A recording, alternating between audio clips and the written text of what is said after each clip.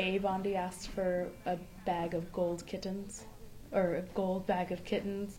I'm not sure, but there were kittens involved. And last year, which I wasn't there, but the Nucks asked for a Bible with Trojan condoms placed on top. That's not exactly what you would expect as part of a venue manager's job description, but for co-managers of BU Central, Rose Milgram and Amanda Doamaral, it's all about keeping the performers happy. I really wanted to get like a gold gift bag, like a really cheesy one, and stuff it with like stuffed kittens, but I didn't really have time once I thought about it, but I considered it. Most other requests for the green room are rather simple. They're usually pretty easygoing because we're not dealing with huge artists, so they're usually like these like up and coming, and they are so like taken aback by some of the things that we do for them that they're just like regular people. I don't know. It's very. I think if we were dealing with more expensive artists, it would be a lot different. Right is at 11 and stage left is in 12. So just whatever. What? Are you? Oh, you're going by this? Yeah. Why? Because I want to make sure we have everything ready.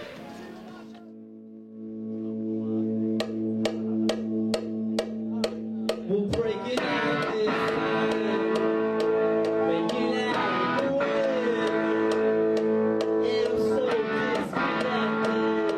I'm never gonna check back in. Yeah, Milgram and Doamaral began working last May to book concerts and student group events that would appeal to students at Boston University. But finding the right act isn't easy, even if all shows are free with the BUID. We want people to kind of trust us with music, so we want to bring in bands that they haven't necessarily heard of, but that are good. We try to pick bands that when we book them, they may not be big, but by the time they come play, they have more of a following. There is an advantage to working with lesser-known bands. Less notoriety means less cost, which was especially important this year. We had enough, but a lot of our budget this year did go to the new sound system, and also we had new floors. So that kind of took a pretty reasonable chunk out. So next year we're hoping to have a little bit more. Both will be back next year as managers. Normally, actually, the past few years, it's been that people have just kind of burnt out after a full year, and I completely understand. It's a huge time commitment, and it's a lot of hours and a lot of work, but it's really fun, and it's a lot easier when you're working with somebody that you can adjust your own schedule with and that you can work with so easily. The story of how they met actually goes back to before either came to BU. We were Facebook friends, but We didn't. had a nice little Facebook chat back in April I don't know, 2008. April, yeah, when we were still in high school. But we actually didn't know each other, but it was funny because when we found out we got hired, we were already friends.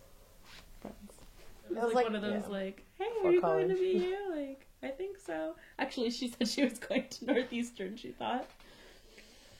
It's a long time ago, okay?